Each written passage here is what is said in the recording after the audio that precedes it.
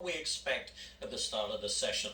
On your screen right now are New Yorkers who are finally eligible for the vaccine, but it comes after unused vaccines were thrown in the trash because of the state's strict vaccine guidelines. Good time to bring in Dr. Marc Siegel. Doctor, we've been waiting so long for these life-saving vaccines, and now we're getting reports they're being thrown in the trash. What's going on?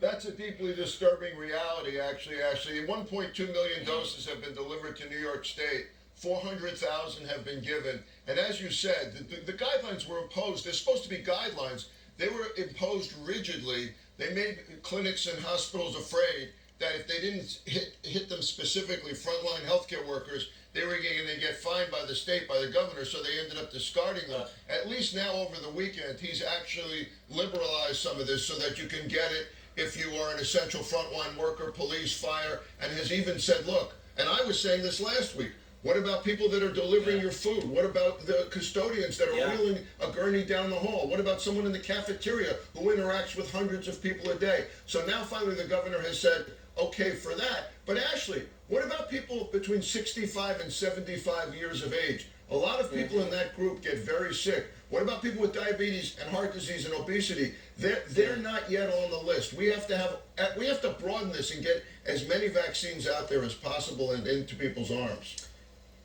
The way it's going, and I think I read this over the weekend, that the chance of having herd immunity is just not going to happen this year because the rollout is slow. Is that true? Yeah, that's probably true. Now, by herd immunity, we mean that you have immune barriers to spread, along with people that are less susceptible. I want to add one point to that, which is we think that 21 million people in the United States have had this. It's probably more like 40, 50, or 60 million. So that presents a barrier to spread as well. We have to ramp up the amount of vaccinations we're doing. And you're about to ask me about a new vaccine. I have to tell you, by March or April, we may have 4 vaccines to use. 4 vaccines. If we can get 100 million doses each, we're going to be able to do it. It's interesting. Yeah, I have a question for you that came up actually over the weekend. There's talk about a lot of people who are asymptomatic. They show no signs of having COVID-19, but of course they're carriers and they may, be spreading this around. How long does the virus last? Is it the same amount of time that it would with someone who shows symptoms of COVID-19? Actually, I like the CDC's guidelines on this particular thing. They say once you have COVID, you're probably okay after 7 to 10 days where you're not going to spread it anymore. Ashley, to your exact question, those who are asymptomatic are not spreaders for longer than those who have symptoms, most likely a little less. So the ballpark figure here is somewhere between 7 to 10 days after exposure. Now, one of the tricks is if I test you, if I do a rapid test, it may stay positive for a while. The PCR test may stay positive for a while. It doesn't mean you're still shedding active virus. So the magic number is 10 days right now.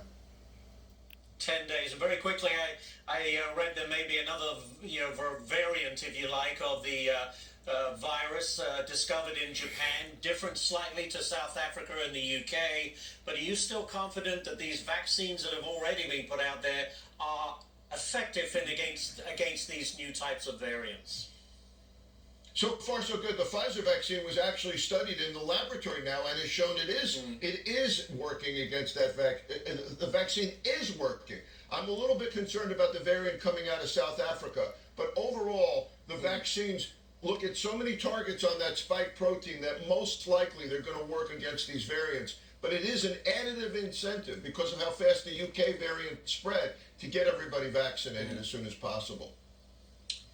Just the thought of being thrown this vaccine in the trash is very disturbing. All right, Dr. Marc Siegel, thank you so much, We can't do Doc, for joining us. Absolutely. No, absolutely not. All right, Doctor, thank you so much.